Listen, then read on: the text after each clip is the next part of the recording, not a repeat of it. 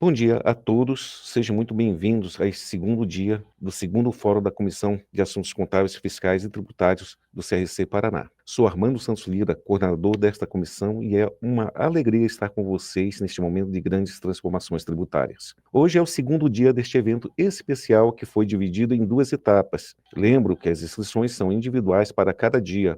Caso ainda não tenham feito sua inscrição para hoje, clique no link que está sendo disponibilizado agora no chat aqui abaixo na descrição do vídeo. Hoje nossos primeiros convidados são Gilberto Meira Júnior e a mediadora Adriana Berkenbrock, com o tema A Reforma Está Próxima, Atualizações e Passos para o Começo em 2026. Gilberto é advogado, especialista em Direito Tributário, mestre em Direito Empresarial, professor universitário, membro das comissões de Direito Tributário e Direito Cooperativo da OAB Paraná, membro da Comissão de Estudos Tributários Fiscais e Contábeis do CRC Paraná, membro do Instituto de Direito Tributário do Paraná, autor e coautor e organizador de diversas obras na área tributária. Adriana é contadora, especialista em direito tributário, em finanças e controladoria, gestão de tributos e planejamento tributário. Professor Gilberto e Adriana, sejam bem-vindos.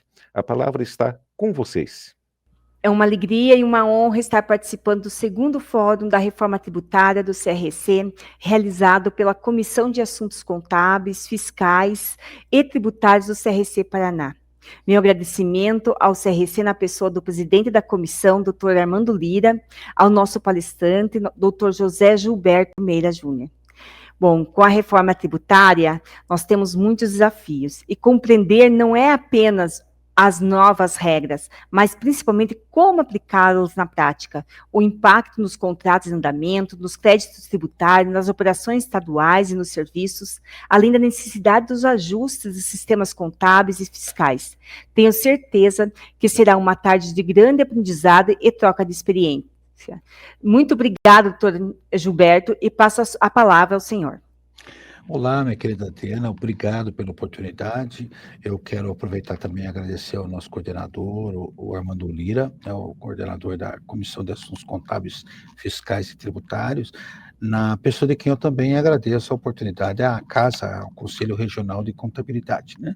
E este segundo fórum, que se iniciou ontem, né, e hoje está no seu segundo dia, já teve uma primeira edição em março, quando então nós falávamos, olha, temos tempo para nos preparar, daqui a 9 meses, né, nós estaremos entrando num processo. Pois então, a partir de agora, nós estamos iniciando uma nova fase em que a coisa está por acontecer. Ou seja, e agora? O que fazer? Porque faltam aí pouco mais de 50 dias, 40 dias, vai depender do dia que você verificar isso, para que inicie a fase de testes, né? E, nesse sentido, nós temos chamado a atenção, né, e aqui este material será disponibilizado depois para aqueles que quiserem, para falarmos um pouquinho do que diz respeito à reforma tributária nesta fase de implementação, onde nós começamos a nos preocupar com todos os detalhes que fazem parte do contexto. E no final das contas, eu pergunto, na real, o que é que vai mudar no dia das empresas com a reforma tributária, com a implementação do IBS, da CBS? E olha, para começar a falar disso, eu tenho algumas preliminares que eu chamo a atenção e que são fundamentais para nós compreendermos o que está acontecendo aí. E eu chamo a atenção àqueles que militam na área, que desde o advento do projeto SPED, lá nos idos de 2008, nós começamos a implantar um sistema de inteligência artificial que nos obriga a tomar cuidado com todas as informações que nós iremos gerar, né, neste momento. E quando falamos de informações, nós começamos dizendo que um escritório de contabilidade, uma empresa, transita com muitos dados todos os dias. Cada gasto com cartão de crédito, cada despesa que é feita, cada aquisição, cada receita, tudo isso gera informação. E na atividade das empresas, nessa nova realidade, o empréstimo feito a um funcionário, um registro de pagamento adicional feito lá na área de RH, poderá chamar a atenção, porque, como nós vimos, o sistema vai tributar os atos onerosos e não onerosos. Nós nos afastamos daquela ideia de tributação de mercadorias e serviços. Nós estamos tributando atos e fatos onerosos num sistema dito dual, né, o IBS e a CBS. E quando é que um dado começa a se tornar importante? Eu costumo dizer que um dado é importante quando ele começa a ser tratado, porque até então um dado por si só não serve nada. É como você entrar numa sala da contabilidade, achar um monte de arquivos com um monte de caixas dentro. São dados. Agora, a partir do momento que você entra numa sala em tudo etiquetado, com ordem e com sistematização, e isso tudo hoje é eletrônica, você transforma um dado numa coisa chamada informação. E a informação, tecnicamente, nada mais é que um dado processado com algum significado e que vai poder modificar o conhecimento. E ao produzir conhecimento, nós temos que levar em conta que alguém vai usar essas informações que eram dados, guardem bem, com uma intenção, com uma utilidade. Em algum momento isso vai ser usado. Eu sempre lembro, há muitos anos atrás, quando começamos a implementar o sistema de nota fiscal eletrônica, nos IFDs havia uma pergunta que alguns talvez não lembrem, mas vocês se lembrarão, perguntando lá qual era o tipo de acesso à internet que nós tínhamos.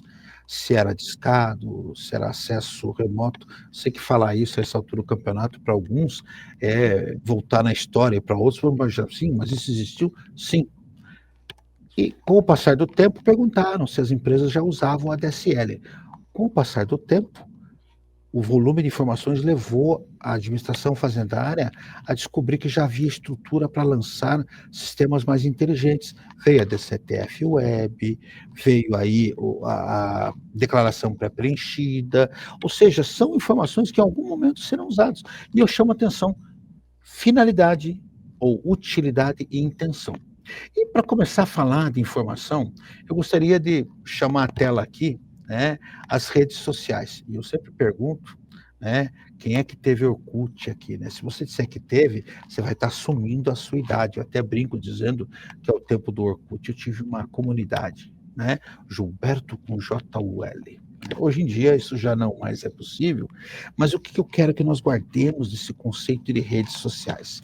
É o conceito de algoritmo neural.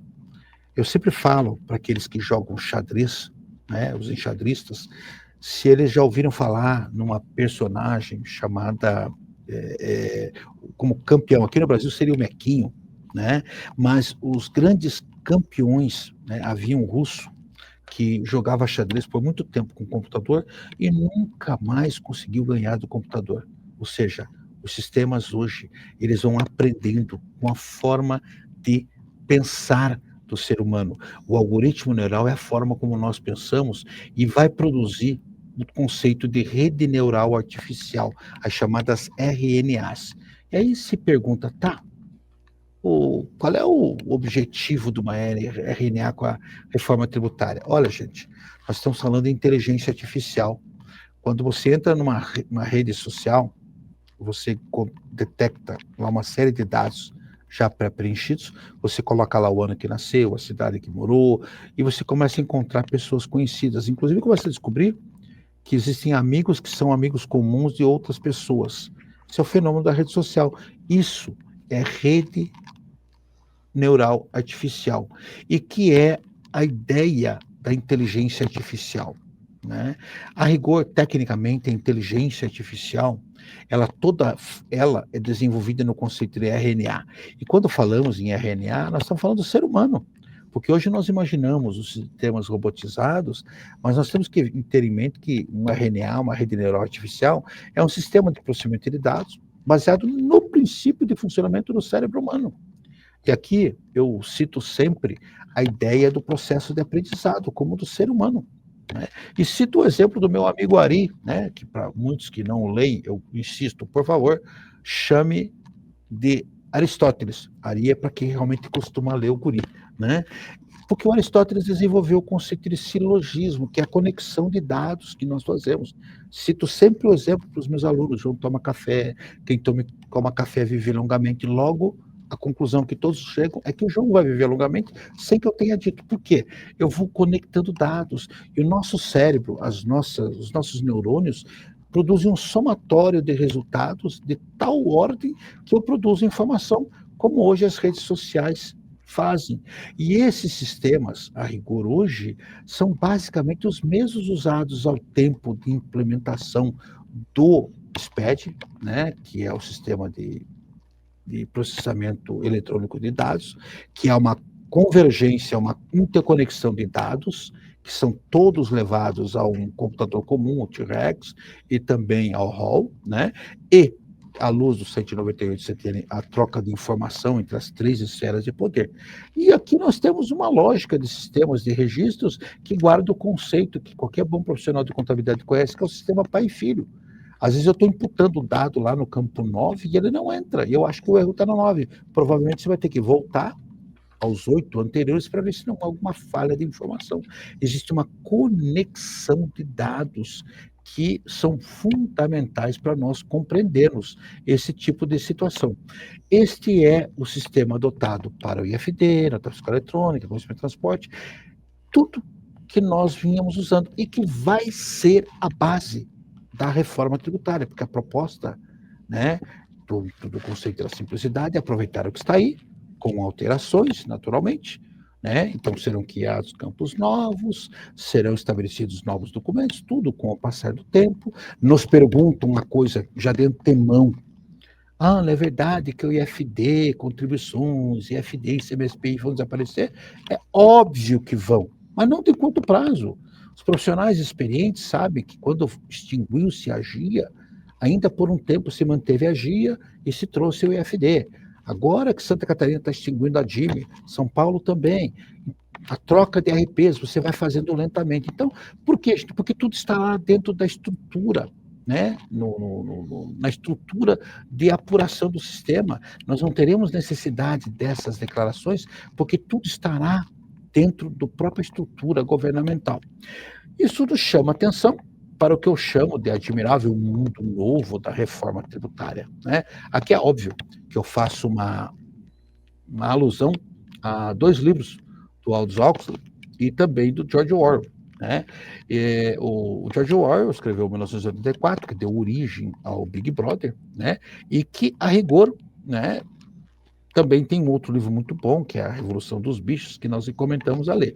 E você que gosta, porque esse material vai ser entregue, uma dica é que aqui você poderá ver o filme, se você quiser escutar um audiolivro, estará aqui, ou aqui também o filme de 1984 e um audiolivro. Veja, o meu material ele é didático, então se você quiser pedir lá para o nosso pessoal aqui do CRC, você vai ter um livro à sua disposição. Mas esse admirável mundo novo, tá, ele está trazendo aí uma angústia muito grande. Este profissional aí, uma língua para fora, é o nosso querido profissional da contabilidade, né? Que todo dia descobre novidade. Aliás, quem é da contabilidade sabe, né, que o contador tem que ter um coração muito forte, porque emoções fortes a todo instante nós vivenciamos. E isso já tem esse universo cavalar aqui de documentos eletrônicos que serão adotados, outros documentos serão criados, como nota fiscal de água, sim, água. E eu não me refiro à água convencional, que é essa daqui. Eu me refiro à água que vem da torneira. Eu me refiro a documentos que estão sendo criados aqui e que serão utilizados, né, na apuração do tributo, documentos, inclusive, que hoje nós usamos com finalidades financeiras, como nota de débito, nota de crédito, registros contábeis, registros no RH, registros financeiros. Eu tenho sustentado a tese de que não há justificativa de separar mais o fiscal e o contábil, porque as informações contábeis poderão produzir a apuração de tributo. O que nos leva à conclusão, gente, de que nós temos que ter algumas preocupações em mente. Primeiro, inteligência artificial, ela vai ser muito utilizada e já está sendo utilizada há muito tempo, produzindo aqui ao longo do tempo um banco de dados monstruoso. E eu mostro depois onde eu quero chegar com isso. Segunda preocupação, automação de processos robóticos. Os sistemas que estão sendo implementados, né, motor de regras, calculadora eletrônica, tudo isso te ajuda. E isso tem que ver o que é compatível e necessário para que haja aí uma melhor eficácia nos resultados. Mas, principalmente, a nova forma como o gerente fiscal, ou a contabilidade fiscal, o empresário vão ver o negócio, porque, basicamente, nós temos aqui uma tela que nós já mostramos, inclusive, no dia de ontem, com algumas alterações, uma nova realidade, uma envergadura tecnológica absurda, e que está trazendo aí algumas adaptações. E de imediato, né, no que a gente chama de preocupação 01, a preocupação com a nota fiscal eletrônica, né? Nesse instante, documentos fiscais, adequação, colocando lá tags novos, você tem que se preocupar, em 1º de janeiro está rodando, então preocupe-se em cobrar do seu profissional de TI, da empresa que fornece o sistema, se está tudo em ordem, tudo certinho, para você não ter problemas. E lembrando que já existem algumas alterações que mexem conosco. Por exemplo, o ajuste CNF número 11 e 12, que inclusive tiveram prorrogação recentemente, determinam, olha a conexão de fatos, que não se poderá mais usar a partir de 5 de janeiro o modelo 65, a NFC eletrônica, nota fiscal do consumidor, para a pessoa jurídica. Por quê? Por conta da questão envolvendo o crédito. Hoje em dia, quem trabalha no lucro real, você sabe que o documento tem que ser identificado para ver se aquela despesa é dedutível ou não. E é isso que já está se fazendo. Outras pessoas nos perguntam, mas por que dia 5 de janeiro? Olha, meus queridos, eu vou ser muito honesto com aqueles que ainda não perceberam o óbvio. Nós vivemos reclamando que o administrador público não tem bom senso. E quando ele tem, nós reclamamos também. Ora, já pararam para analisar que dia 1º de janeiro é o dia universal, não funciona em nenhum lugar do mundo, e dia 2 cai numa sexta-feira? Ora, de sã consciência, ninguém vai iniciar uma mudança dessa envergadura numa sexta-feira, né? Só por dizer que começou no início do ano. Por isso, dia 5 de janeiro, sem maiores transtornos, a situação é perfeitamente componível, né? Também nós chamamos a atenção no encontro de ontem da importância do software, de hardware e também do humano preparado, e de que isso tudo é, na realidade, uma mudança radical. E deixamos bem claro que é uma quebra de paradigmas sem precedentes. E quando falamos de quebra de paradigmas, o que eu quero dizer? Nós temos, a rigor, tá, uma mudança radical da base de tributação. Nós não trabalhamos mais com impostos relativos à circulação de mercadoria, relativos a serviços, não. Ou sobre receita, faturamento, não. Nós estamos tributando, né, toda e qualquer circulação de bens, serviços, sejam eles tangíveis ou intangíveis, direitos a eles relativos, que tenham onerosidade, ou seja, atos e fatos onerosos. Isso está para muito além da emissão de documentos fiscais. Eu terei documentos contábeis, registros. Imagine você que eu faço um empréstimo, né, junto ao banco, e o banco cobra mensalmente isso de mim. E ele vai cobrar. Pois então, IBS e CBS vão incidir sobre a receita do banco, que vai emitir um documento fiscal, e isso vai gerar crédito para você. E, naturalmente, essa informação é toda digital, toda eletrônica, né? O conceito de alíquota única, que nós vamos ver daqui a pouco, né? Uma alíquota única para a CBS, uma alíquota única para os municípios e uma alíquota única para os estados. O conceito de não cumulatividade, que é pleno, então nós temos que tomar cuidado com essa interpretação. Existem, sim, algumas variantes. A novidade do recolhimento no destino e também o conceito de split payment. Ou seja, minha querida Adriana, porque eu sei que você pode intervir aqui de forma bastante ampla, nós estamos numa nova realidade, por isso que eu brinquei, dizendo que é um admirável mundo novo. Não sei se você concorda. Sim, concordo. E é uma reforma tributária tecnológica, né, doutor Gilberto? Não tem como não falar dessa parte de tecnologia, como muito bem o senhor comentou. E outro comentário meu é que é uma reforma tributária que é tributária só no nome, né? Porque toda a reforma é do negócio da empresa, é a oportunidade da empresa de fazer uma revisão de todas as áreas, e não tem como não estar envolvida, todas as áreas estarão envolvidas, né, doutor Gilberto? Perfeito. Nada vai se sustentar, gente. Sabe aquela história de você há 10, 15 anos ter aberto em 15 unidades, distribuir receita para um lado para o outro, conforme a atividade, separar serviço de fornecimento de mercadoria para não pagar ICMS sobre tudo isso vai cair por terra, porque nós estamos diante de uma nova realidade. Novos planejamentos tributários terão que ser feitos. Ou seja, gente, nós estamos diante do caos, tá? E aí, em latim, seria ordo ab chaos, ou seja, a partir do caos eu vou ter que obter a ordem. Ou seja, nós vivemos um momento que inicialmente é caótico, e eu recomendo, esqueça o ICMS, esqueçam o ISS, esqueçam o PIS, esqueçam o COFINS, não agora, né?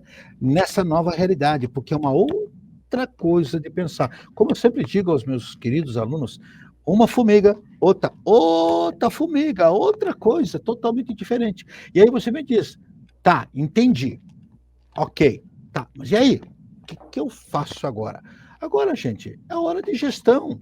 É hora de fazer o trabalho de casa. E vocês têm várias frentes para fazer gestão. E vocês é que vão ter que definir. A gestão tributária, não tem dúvida nenhuma. Para muita gente vai aumentar a carga tributária, para alguns vai diminuir, até porque o imposto vai ser somado como consequência da gestão tributária, uma gestão contábil. Por que eu vou falar de gestão contábil? Só para se iniciar a conversa, hoje o ICMS, o PIS, a COFINS, eu trato na contabilidade como receita própria, porque ele está embutido. A partir do momento que ele estiver sendo somado, ele já não é mais receita própria. Ah, será que o Conselho Federal de Contabilidade irá editar CPCs? Não, não deve editar, porque o CPC é vinculado ao IFRS, mas ele deve sim editar orientações, instruções, para que não haja uma variante. Eu repito, as informações contábeis, independentemente de documento fiscal. Nós vamos ter um documento de água, vamos ter documento para locação, muitos para os documentos para situações financeiras, notas de débito, tudo que gerar ato oneroso poderá gerar tributação, o que impõe também uma preocupação sob o ponto de vista financeiro. E por que eu falo do ponto de vista financeiro, gente? Por uma razão óbvia. A partir do momento que o tributo não passa mais a fazer parte, ele é somado, e nós temos também, lá na frente eu vou falar do split payment, que o dinheiro sequer entra na empresa, esse dinheiro não vai mais estar no seu caixa, vai afetar o seu fluxo de caixa. O que significa dizer, você vai ter que olhar sob o ponto de vista financeiro. Um terceiro passo muito importante. E, como quarta preocupação, naturalmente o pessoal da área comercial tem que entender que esse não é um tributo sobre o lucro, é um tributo sobre ato ou fato financeiro. Se você fizer uma venda mal elaborada e tiver que devolver, você quiser cobrar um encargo, esse encargo será tributado pelo IBS, pela CBS. Se você vender para alguém que atrasa sistematicamente e quiser cobrar a diferença, vai haver IBS e CBS, ou seja, todo movimento que gere um ato, um fato oneroso, vai ter tributação de IBS, CBS. É por isso que a lei incide sobre atos onerosos e atos não onerosos, né? O Guido falou no dia de ontem sobre os imóveis. Então, aquela história dos 240 mil tem um limite a partir dos 20%. São atos não onerosos, porque necessariamente não é contribuinte, né? Além disso, a questão logística, porque hoje eu entrego conforme a conveniência, sem maiores preocupações. Ora, a partir do momento que eu vou aplicar o princípio do destino, eu tenho que verificar que eu poderia onerar mais ou menos a carga. E o meu pessoal da área comercial não pode ficar mudando o local de entrega a hora que eu quiser.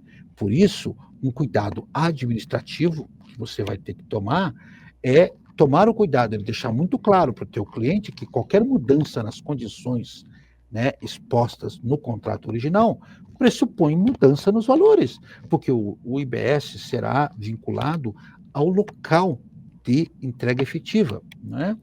A preocupação que nós já chamamos atenção, tecnologia da informação, sistemas, processos, você vai ter regras para criar, vai ter equipamentos que você tem que acompanhar e sistematicamente vai ter que estar atualizando. O pessoal do RH, por quê? Embora o PLP 108 esteja querendo tirar isso, imagine você que eu tenha lá algum benefício que eu pague para o meu pessoal, o meu funcionário, e que poderá eventualmente ter incidência, né, do IBS e da CBS. Ou então, imagine você que eu tenho um benefício de fazer um empréstimo pessoal para o meu funcionário. Isso só poderá gerar crédito se houver acordo coletivo. Então, o pessoal da RH vai ter que levar para o sindicato para que haja um acordo coletivo. Isto está sendo retirado do PLP 108, não deve compor a Lei Complementar 214, mas é a conferir. Veja, informações que são importantes para a área financeira e para a área de RH vão ter que transitar pela área tributária e contábil. Então, rever o conceito de confidencialidade, as pessoas que vão ter acesso a essas informações, é fundamental. O empresário tem que ter uma nova visão, porque isso é para todo mundo. Então, ele vai ter que estar predisposto a novas estruturações, ou como bem lembrou a Adriana, você vai ter que repensar o seu negócio. Ela disse isso com outras palavras, mas foi basicamente isso. Nós temos que repensar sobre a nossa realidade. E, principalmente, você que é profissional, né, você vai ter que estar preparado, porque senão você não vai sobreviver ao mercado. E aí fica a pergunta fatal, como é que eu vou fazer isso? Ora, gente, como é que eu vou fazer? Existem vários meios de fazer.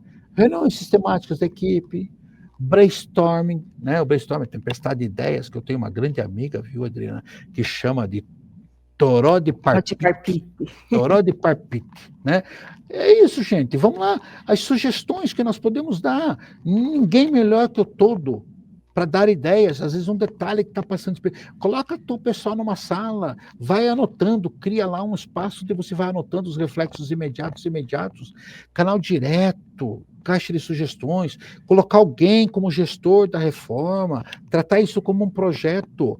Lembrando que uma equipe vai trabalhar com um novo sistema, a outra vai continuar trabalhando com o antigo, e a nova equipe vai ter que preparar a antiga. Então, esse pessoal que vai assumir o projeto tem que ser alguém que tenha capacidade de capilaridade, de passar a informação para quem está vindo. A gente fala aqui em consultorias especializadas, e alguém poderá dizer, poxa, ele está vendendo o serviço dele. Não, não é essa a ideia. Porque hoje você acha informações aqui no CRC, acha com vários profissionais de mercado, mas o que a gente quer que você entenda é que você tem que pedir para que alguém que olhe de fora consiga ver aquilo que você talvez não esteja vendo. Então, você vai ter que trabalhar com essa possibilidade. A rigor, gente, a regra de compliance é fundamental.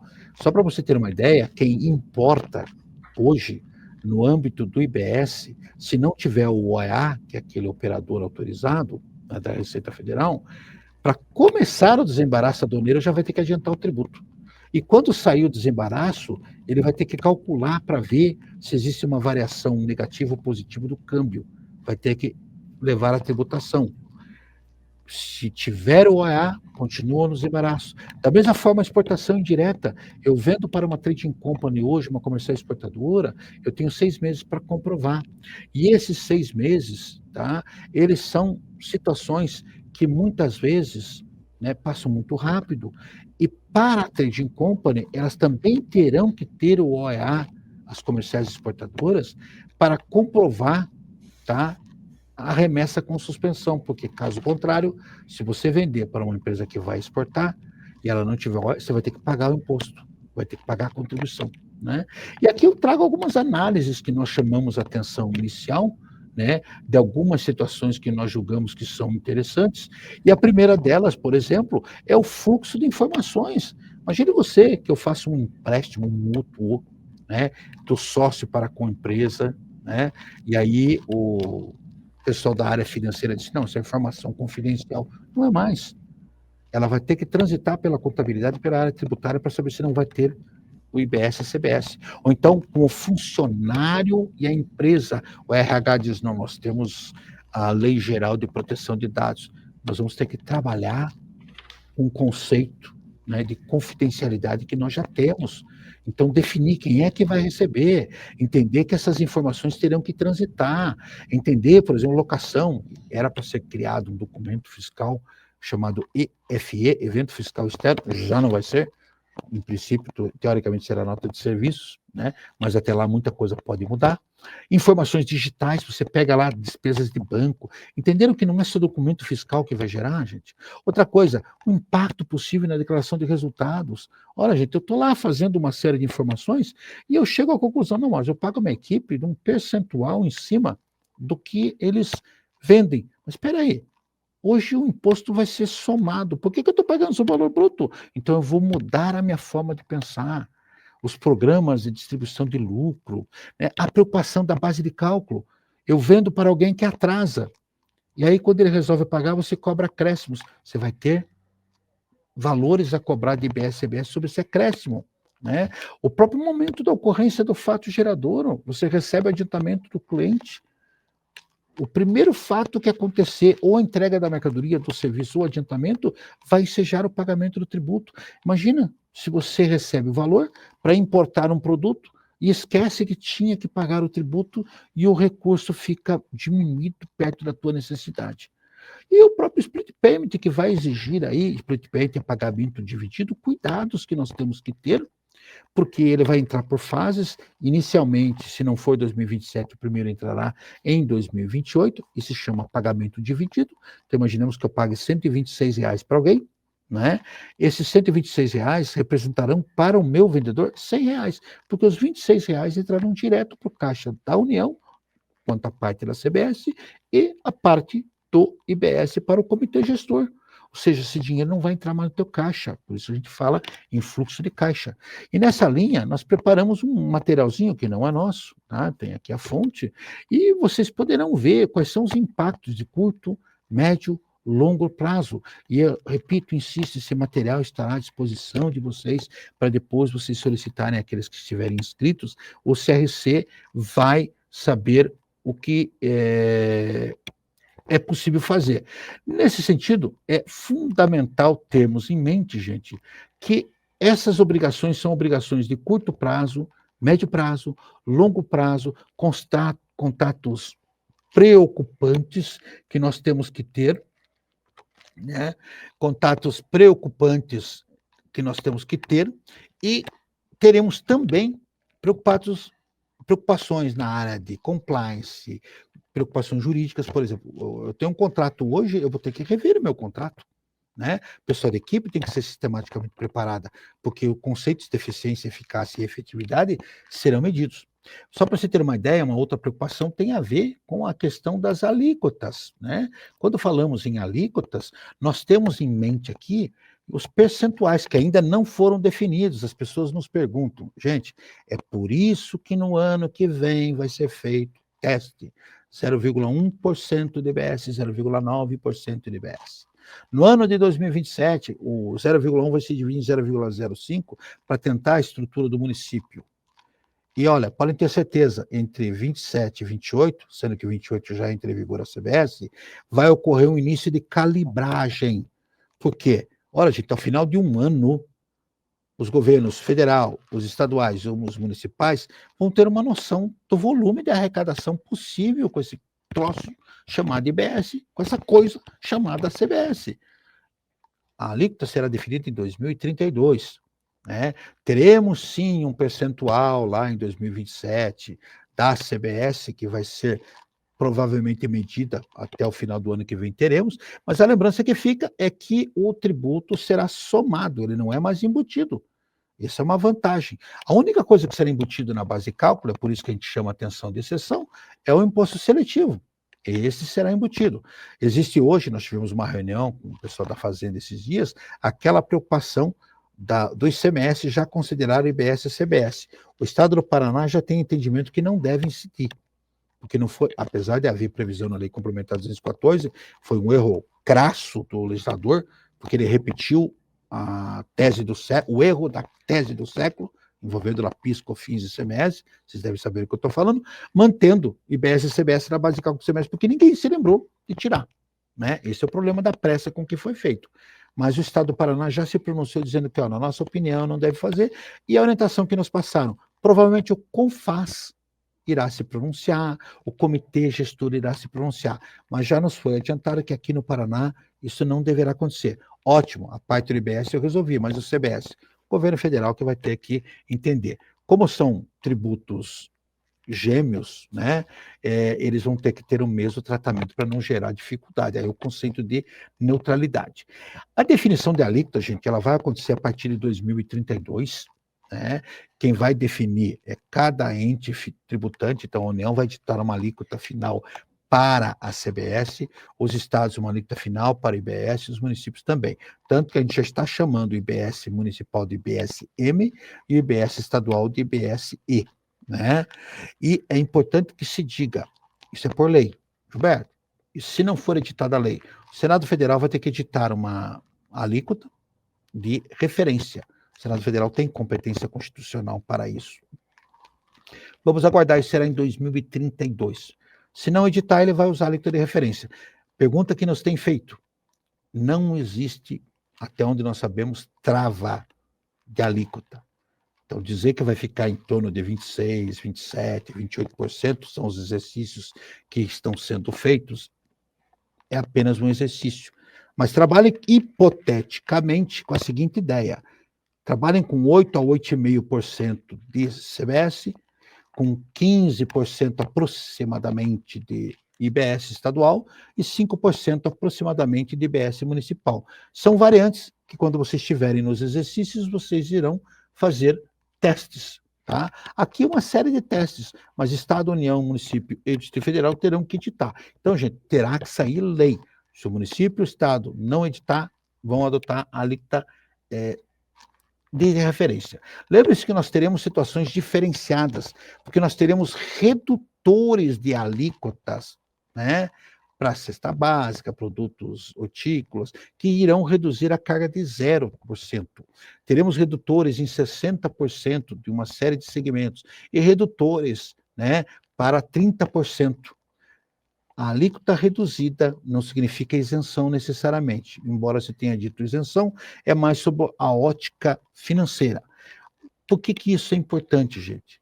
Essas alíquotas estão previstas para o regime regular, mas nós temos também alguns regimes específicos, favorecidos especiais, e vão ter tratativas diferentes, banco, cooperativa, né, sociedade de futebol, combustíveis, vai ser monofásico, regiões favorecidas, então tudo pode mudar neste período. E aí fica a nossa preocupação. Nós estamos correndo contra o tempo. Nós já mostramos essa telinha aqui para vocês. Nós estamos aqui no ano de 2025, né, nos obrigando aqui à preparação, né, dos sistemas, e já entrando o ano de 2026 para testes, que nós comentamos ontem. Fundamental, 2027 está logo ali, eu já tenho que começar a fazer levantamento de créditos. E aí fica um alerta para todo mundo, porque por trás do conceito de simplicidade, por trás do conceito de alta tecnologia que nós falamos, por trás do conceito de inteligência artificial, existem 3 cadastros básicos. A tendência a médio ou longo prazo é cadastro estadual terminar, cadastro municipal deixar de existir. Por quê? Tudo foi feito em base em 3 cadastros: CPF, CNPJ alfanumérico e a CIB, e que vão gerar informações. Imagine você, já que as 3 esferas de tributação nem o Estado e o município terão acesso, eu vou vender um imóvel, eu vou declarar imposto de renda, eu vou alimentar o município. Eu vou doar um imóvel, eu vou alimentar o Estado. Detalhe, eu coloco um preço abaixo do mercado, vai chegar uma hora que vai haver um cadastro. Imagine, eu citei o exemplo ontem, um apartamento vendido pelo metade do preço do apartamento do lado. Ué, você vai receber uma notificação perguntando, escuta, por que a diferença de preço? Lembra que eu falei atos não onerosos? Pois é disso que nós estamos falando. Nós poderemos ter uma notificação eletrônica, é uma pura presunção que nós temos que ficar atentos. Outra coisa a se pensar, a apuração ela será mensal, será consolidada.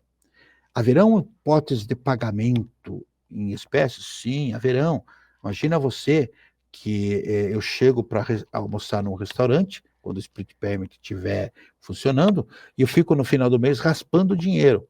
Imagina, Adriano, eu pego lá uns 10 mil reais em dinheiro, pego um tanto saldo do meu ticket de refeição, a outra parte eu pago, que é tudo cartãozinho, a outra parte eu pago em Pix. Imagina, 3 formas de pagamento. Eu vou ter que fazer a retenção do tributo ali no sistema. Olha a contabilidade aqui, gente, ela vai ter que tratar essa informação. Ou seja, isso é fundamental. E quando nós falamos disso tudo, é por isso que vai haver apuração assistida. Tá? A ideia de redução de custo do Brasil, eu, sincero, honestamente, eu digo para todo mundo, minha querida Adriana, meu nome do MEI é Tomé, eu ainda estou esperando para ver, porque nessa fase não é possível verificar isso. E o Tomé é por conta do que eu tenho de história, de longo de mais de 30 anos de atuação no mercado. Importante observar, gente, a apuração assistida, para quem nunca teve acesso, e no final eu vou mostrar uns linkzinhos, por isso peçam esse material, tem um link lá demonstrado para você assistir, para ver como vai funcionar. Eu vou saber quando o crédito está liberado, porque o crédito ele vai ser vinculado ao pagamento. Aliás, quando se fala em pagamento, nós temos 5. A compensação com crédito, né? Ou seja, se eu compro de alguém e este alguém tem saldo credor, vai aparecer no sistema que ele vai me permitir crédito imediato, porque o sistema mostra, o crédito é liberado, porque ele informou que tem saldo credor acumulado. Se ele pagou, o sistema também informa. O split payment, que é a terceira, que vai entrar por etapas. O recolhimento pelo adquirente, nesse caso que eu citei lá, o fulano do restaurante, ele vai ter que juntar, ele vai fazer o recolhimento. E a quinta forma, que vai depender provavelmente de acordo entre as partes e da legislação, e é o melhor dos universos, é o fisco criar como hoje a figura do responsável por opção. Hoje eu faço um acordo, um termo de acordo no Estado, pedindo que eu quero me tornar substituto. Mas eu combino com a outra parte. Então eu vendo para a Adriana, né? A Adriana me paga. Só que a Adriana faz um acordo comigo, diz, olha, eu vou fazer a retenção do valor de IBS, CBS, e eu mesmo vou recolher.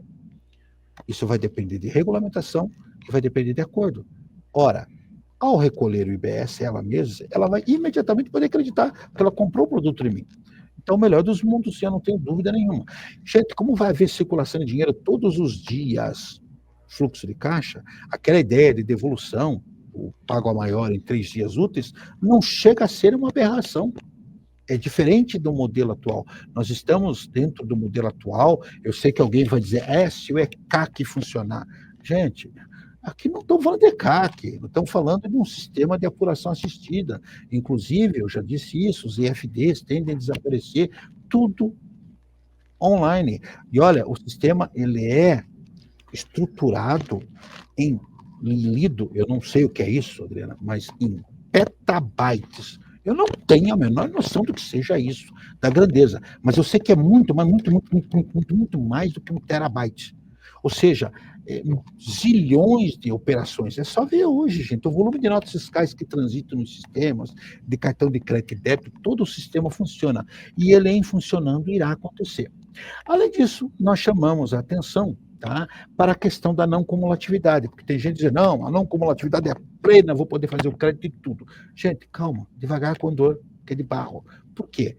Tudo aquilo que for pago, e isso é uma interpretação particular nossa, que esteja dentro da minha atividade. Eu vou citar um exemplo que eu repito sistematicamente. Eu compro palito de fósforo, porque a lei vai permitir, inclusive, material de uso e consumo, né? Ele só não permitirá uso pessoal, tá? A rigor, eu imagino que eu compre palito de fósforo, mas eu sou uma empresa que faz pré-moldados.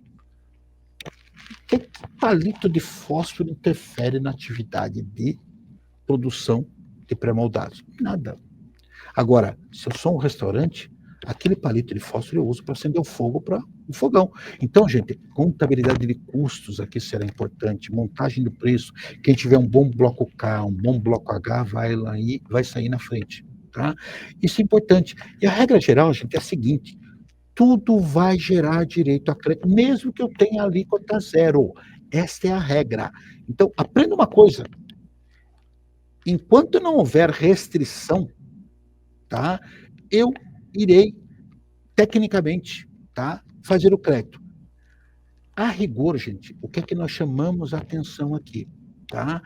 Nós temos uma série de variantes, uma série de regimes específicos, né? Esta regrinha é o regime regular. Então, gente, a regra é a seguinte: enquanto o sistema não impedir o crédito, eu posso fazê-lo. Quando é que eu não vou poder fazer crédito? Quando a saída com isenção, não incidência, imunidade, salvo exportação, né? E assim por diante. Pronto. Ou quando o legislador disser. E aí, quando o legislador pode dizer? Quando for regime de aperfeiçoamento, regimes aduaneiros, quando for regimes diferenciados, quando for aí regimes específicos, ou então quando forem regimes favorecidos. Então, gente, muito cuidado, porque esse conceito de que pode tudo é um conceito extremamente relativo e a gente pede para que você fique atento, não é isso, Adriana? Exatamente. Ele é uma forma talvez fala não cumulatividade plena, que é a simplificação, que é um dos princípios de simplificação da reforma tributária, né, doutor?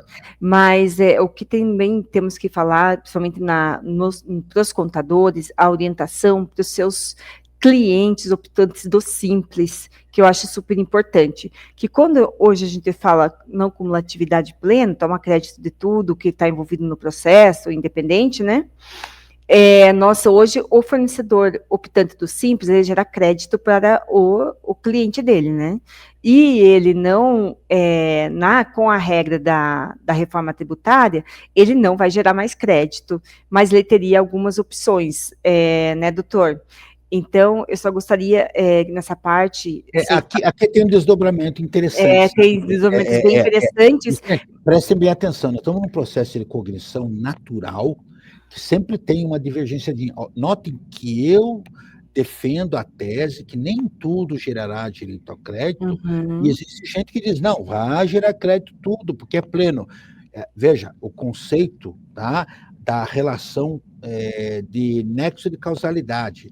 Nós estamos implementando o conceito de crédito financeiro, e quando falamos de crédito financeiro, nós estamos falando daquilo que é condição sine qua non para o meu resultado ser tributado.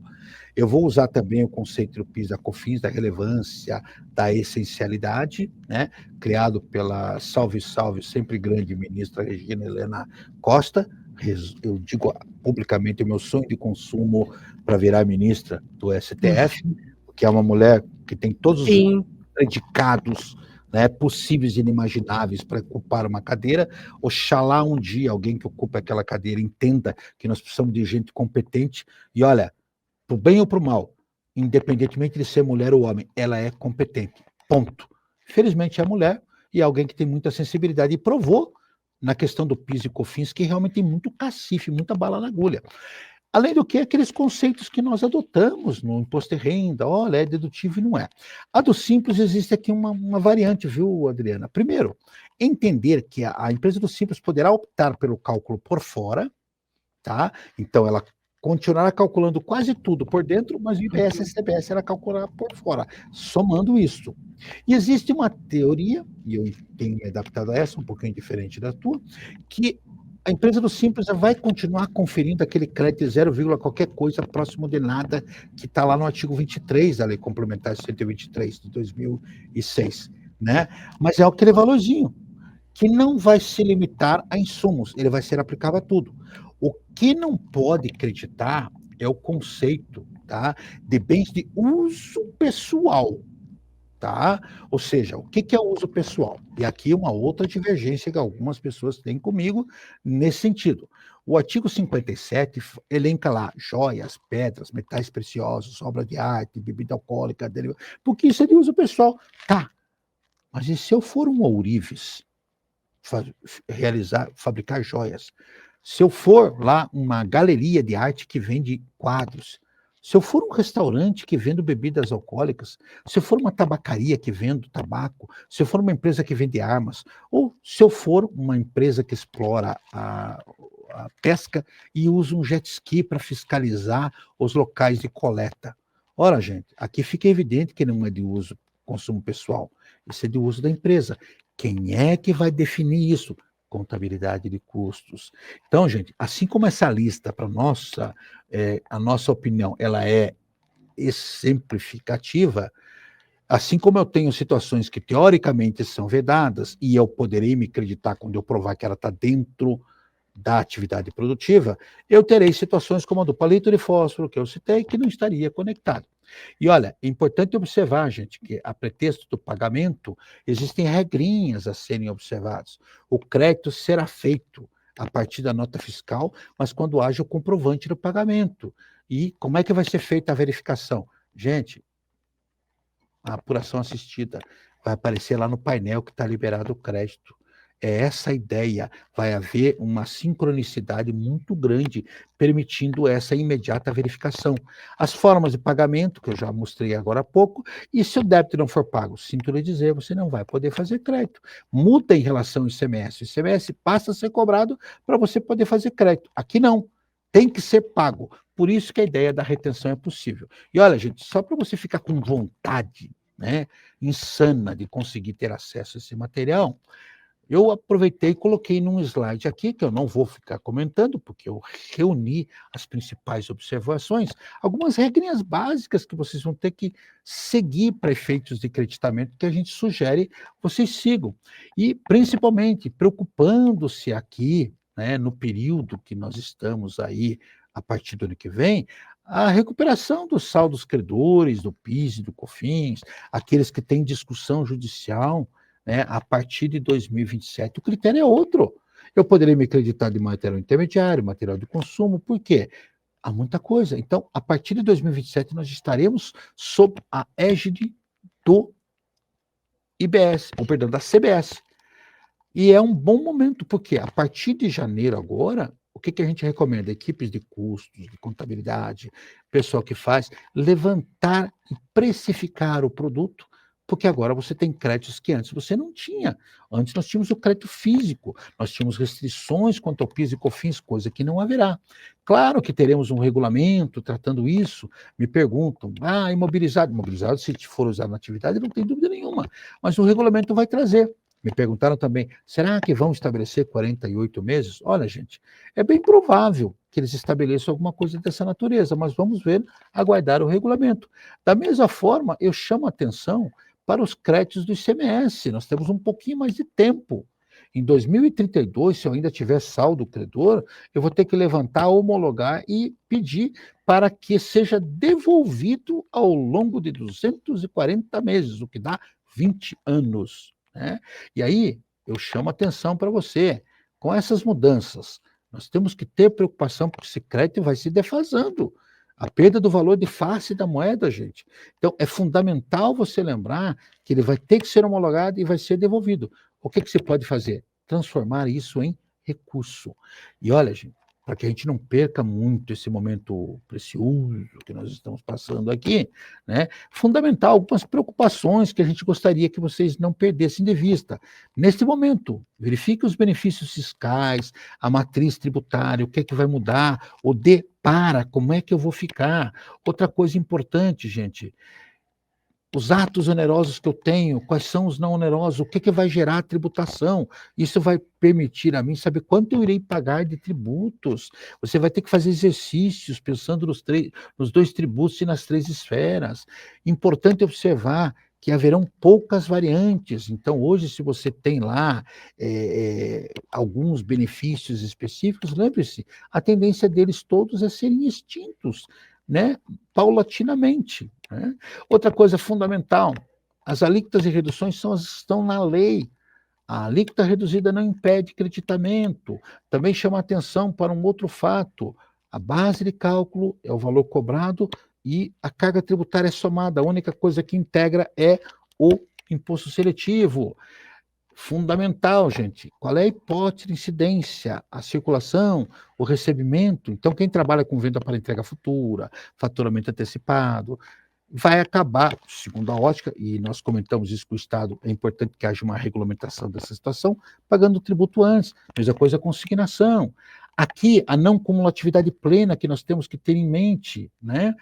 Também a atenção para as exceções que nós vamos ter, o princípio do destino, o ressarcimento a ser recuperado dos tributos, o conceito aqui de legislação uniforme, entender que o imposto seletivo, a gente vai ser aplicado apenas a alguns tributos, chamar atenção aqui para alguns pontos que nós não podemos perder de vista. A transição vai ser complexa e longa, tem riscos de tributação duplicada, reformular sistemas, revisão de contratos, crédito amplo, preocupação com o modelo de crédito financeiro, relevância do fluxo de caixa, tributação do destino, imposto seletivo, governança, controles digitais muito mais rigorosos, insegurança que vai gerar, e notas técnicas aí, CST, Ciclastrib-S, que é o imposto seletivo, tabela da NCM, o Credpress, que é o crédito presumido, a preocupação do Simples, que a Adriana levantou, que eu teria empresas do Simples que calcularão por fora e outras calcularão por dentro. Tá, mas agora o que eu escolho? Gente, você vai definir o que é prioridade para você. Eu, além de resolver o problema da nota fiscal, eu começaria me preocupando com adaptar os sistemas, com planejamento de médio e longo prazo, organizando meu fluxo de caixa e os documentos, nesse primeiro instante. Num segundo instante, eu começaria a me preocupar com o mapeamento de cenários, com o comparativo dos cenários existentes, revisão da apuração assistida, revisão das tabelas de formação de preço, análise dos contratos, que é coisa emergencial, é muito mais para o jurídico, porque isso vai trazer impacto, benefícios fiscais, créditos que eu possa ter, né? E aí, o que eu, Gilberto, faria? Por isso que eu chamo de dicas do tio. Estabeleça as prioridades que você tem. Veja o que quer, não é? Colete todas as necessidades, por isso o brainstorming, o toró de Parpic. Lembre-se que em 2027 nós temos um CBS e ela já vai servir de laboratório para o IBS. E a cada dificuldade coletada, gente, coloque prazo, porque sim, eu sempre li, a vida é dual. Eu tenho esquerdo, direito, tenho certo e errado, eu tenho a noite, o dia, eu tenho baixo e cima, eu tenho o bônus, eu tenho o ônus. Então, cada fato novo que você levanta é um novo problema. Então, você tem que discutir isso. Cada bônus, você tem que saber a consequência. Importante observar, gente, que já existem aqui notas técnicas definindo os objetivos, códigos, Seclastrib. Você tem que parametrizar o sistema. E nós chamamos a atenção para vocês que isso tudo está mudando, o XML está mudando. Se você pegar um dump, você vai ver que o campo ele foi engordadinho. E olha que de gordura eu entendo bem nesse momento, gente. Vai ter um campo de informações onde vai aparecer IBS, CBS, todas essas informações. E mais que isso, gente, não é só o que é evidente, o que está acima do iceberg, que é a alíquota, a exceção, né? Olha o que tem embaixo, contrato, preço, fluxo de caixa, ERP, solução, capacitação das pessoas, planejamento tributário, o papel da área de tributação.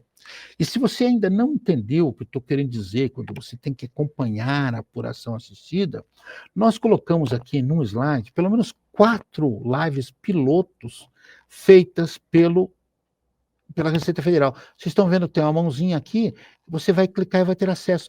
Assistam essas lives. Lá há uma demonstração para você visualizar o sistema. Porque eu vejo as pessoas muito angustiadas. Ai, como é que vai funcionar? Gente, você não está entendendo. Isso é sistema. Tem que operacionalizar? Tem. Isso é parametrizar? Tem. Mas você tem que entender o tributo. Então, a gente chama a atenção para esses detalhes, porque, a rigor, tecnicamente, nós temos uma mudança drástica. Há muita coisa a fazer. Você tem que começar a pensar. O que não me entra na cabeça, Adriana, é o fato de haver gente ainda que há tempo para trabalhar. Olha, gente, a gestão de tempo agora é um novo cenário que vocês vão ter que trabalhar. E quando eu falo de gestão de tempo, eu começo a me preocupar com as pessoas que ainda não entenderam que agora, em 2026, eu faço um teste, mas eu já tenho uma outra prioridade. A próxima prioridade que é formar preços, é levantar créditos. Então, de tudo isso que eu falei, e aqui tem apenas algumas sugestões, você vai ter que estabelecer prazo.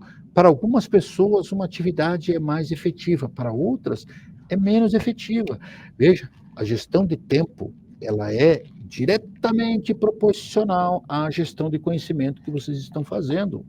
Vocês têm hoje a escola CRC, né? Vocês têm o próprio CRC passando informações, e vocês vão ter que coletar e buscar. Mas o primeiro trabalho, conscientização para empresários. Eu já fui a eventos onde os empresários são chamados, para que um louco como eu, como a Adriana e como outros tantos que têm noção do tamanho do abacaxi, fale o que você já está falando e ninguém acredita. Parece engraçado, mas Santo Ricardo não faz milagre. E eu já fiz isso em grandes empresas, nós temos lá uma equipe que faz isso, e aqui dentro nós estamos produzindo isso na Comissão de Assuntos Tributários. O fundamental é que você tenha esse papel, mostre para o empresário. Reuniu o empresário essa semana junto com o financeiro e com o contador, e o contador entrou quieto e saiu calado, mas toda vez que ele falava, ele só levantava os olhos. Por quê? Artigo, né, que fala lá do capítulo das presunções, né, absolutas. Nós fizemos uma live sobre isso aqui no CRC, então procure na última sexta-feira, aqui no canal do CRC, nós mostramos a importância da contabilidade, porque é ela que vai transitar. Então, este empresário disse, olha, mas eu tenho algumas situações aparentemente irregulares, ninguém pode dizer que quero, né? Olha, você vai ter que organizar, ele tem 15 empresas, será que ele vai precisar ter as 15 Tudo isso vai ter que ser revisto, vai ter que ser reanalisado, repensado. E a única forma é você fazer cenários. Você tem empresas, a Adriana falou da empresa do Simples. Você vai ter que verificar se vale a pena permanecer no sistema atual, ou você vai poder optar. A empresa do Simples, ela vai ter abril e agosto. O sonho de consumo, para quem quer mudar de regime do lucro real, lucro presumido ou vice-versa, né? Ter 2 datas no ano para mudar. Abril, você muda para a partir de agosto passar a calcular por fora, ou agosto a partir de janeiro. Lembrando que mudou, tem que permanecer no ano, 1 ano no mínimo do exercício, para que isso possa acontecer.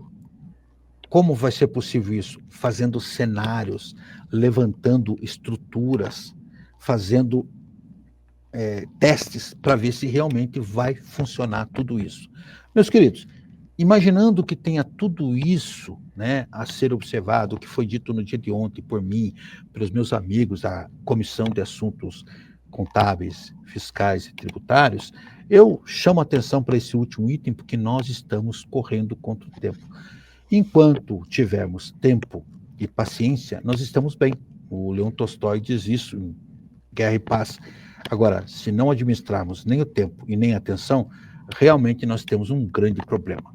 Dito isso, eu agradeço a oportunidade, coloco aqui os meus dados de eventual contato, lembrando que vocês poderão, junto aos nossos amigos aqui do CRC, ter acesso a essas informações e agradecendo a oportunidade que nos foi dada, viu, Adriana, ao CRC, ficam aí os meus contatos e um pouquinho da minha história, né, para aqueles que assim o desejarem. Obrigado, minha querida, obrigado, CRC, e obrigado àqueles que tiveram a oportunidade de nos ouvir. Obrigado ao Dr. Gilberto pela essa oportunidade que nos dá, né, de ouvi-lo numa aula, né, que por suas contribuições tão ricas e pela generosidade em compartilhar tanto conhecimento e experiência na área tributária, Dr. Gilberto. Foram reflexões realmente profundas, que é sobre os desafios, né, tem oportunidades, talvez nós tenhamos oportunidades, mas a transição são mais desafios do que oportunidades, é lógico, né? Sobre a nossa reforma tributária que está aí. Muito obrigada, doutor Gilberto. Obrigado, viu, a todos vocês, obrigado ao CRC, obrigado, Adriano, obrigado ao nosso querido coordenador, né, que é o Armando Lira, que proporcionou o segundo fórum, lembrando que o primeiro foi em março, vocês acham aqui na playlist, tá? TV CRC, tá bom, gente? A gente está sempre aí fazendo essa compreensão e essa colaboração. O verdadeiro conselho, né, é o Conselho Regional de Contabilidade, é o melhor conselho que nós podemos dar. Obrigado, viu, gente? Um abraço.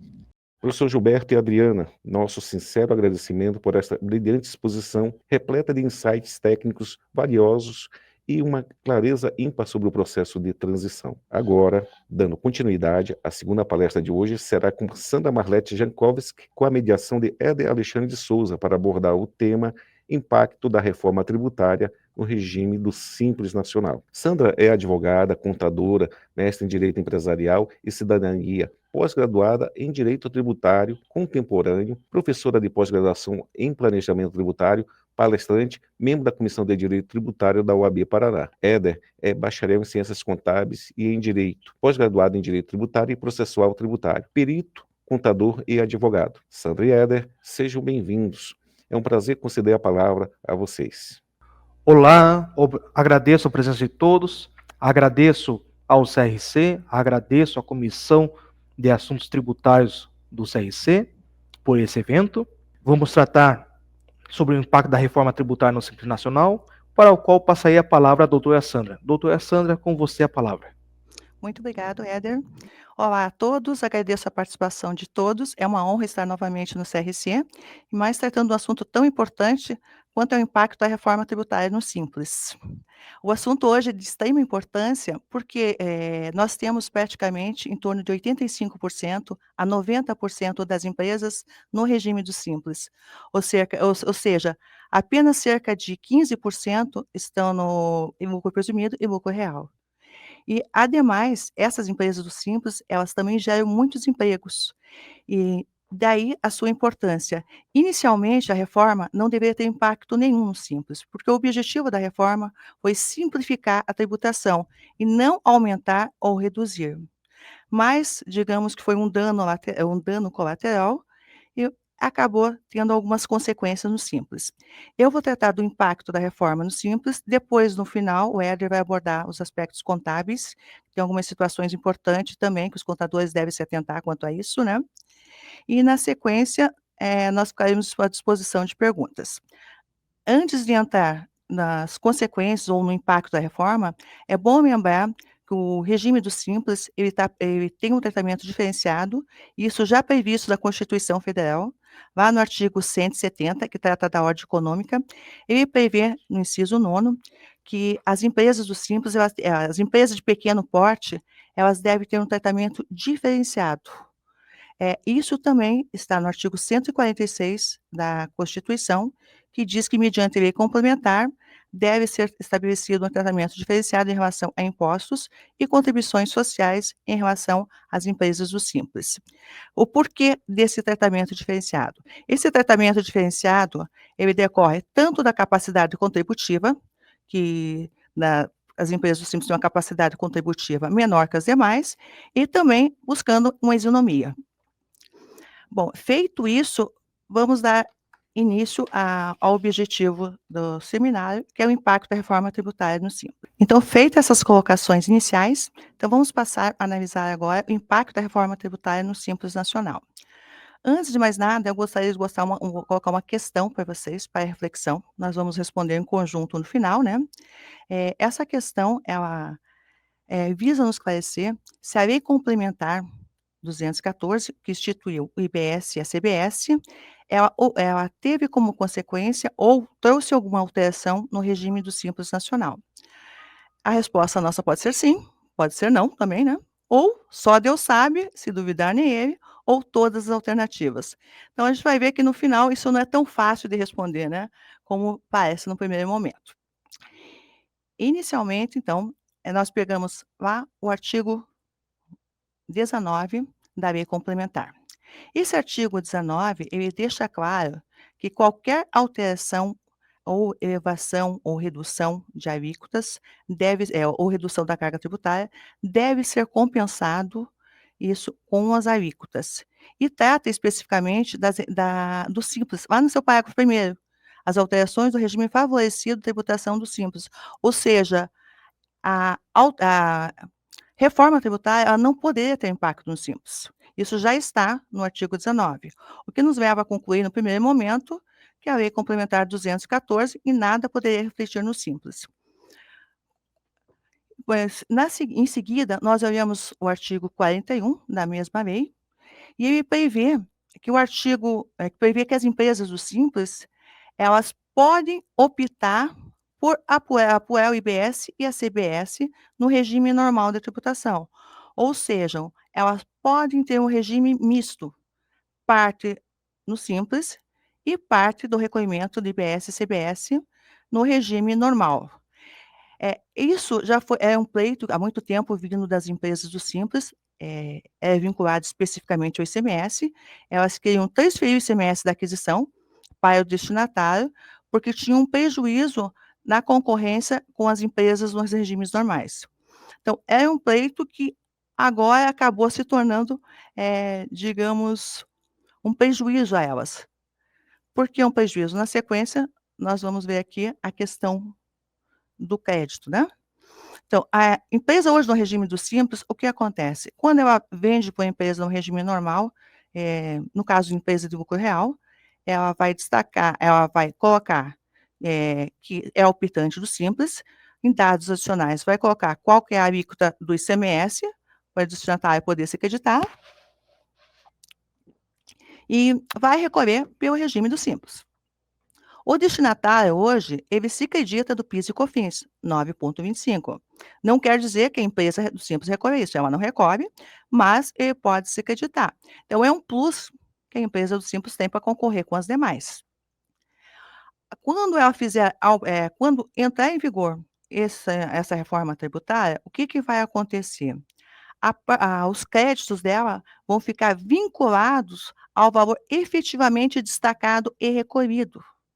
Ou seja, o adquirente da empresa do Simples, ele só vai poder se creditar do valor efetivamente recolhido. Então, se a empresa do Simples recolher um percentual de 4%, o destinatário vai poder se creditar de 4%. Se a empresa do Simples recolher 7%, o destinatário vai poder se creditar de 7%. No primeiro momento, parece que nada mudou, mas veja, nós já perdemos aquele crédito de 9,25 do PIS e COFINS que as empresas do Simples tinham. Então, qual que é a diferença aí que nós temos da empresa do Simples, passamos a ter da empresa do Simples para a empresa normal?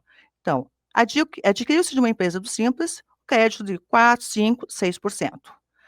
Foi feita a aquisição de uma empresa normal, crédito de em torno de 27%. Então, notem que nós temos uma diferença de 20% aí. Então, as empresas vão começar a analisar, não só preço, mas também o crédito, se dá direito ao crédito ou não.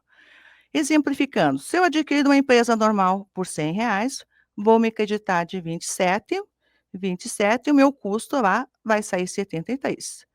Se eu adquirir uma empresa do Simples pelo mesmo valor de 100, supondo que ela recolha 6%, eu vou ter um custo de 94. Então, significa dizer que as empresas do Simples, elas vão ter que baixar o preço e se tornar bem mais, bem mais concorrentes, bem mais, vão ter que concorrer com as demais, com isso o preço delas tem que ser bem mais baixo, em torno de 20%, 15% a 20%, para poder concorrer em condições de igualdade. Isso não é possível hoje, analisando a situação atual. As empresas do Simples, elas não têm uma margem de 15% para reduzir. E não podemos esquecer que antes nós tínhamos, hoje, na legislação em vigor, né, nem tudo é direito ao crédito. O crédito é mais restrito.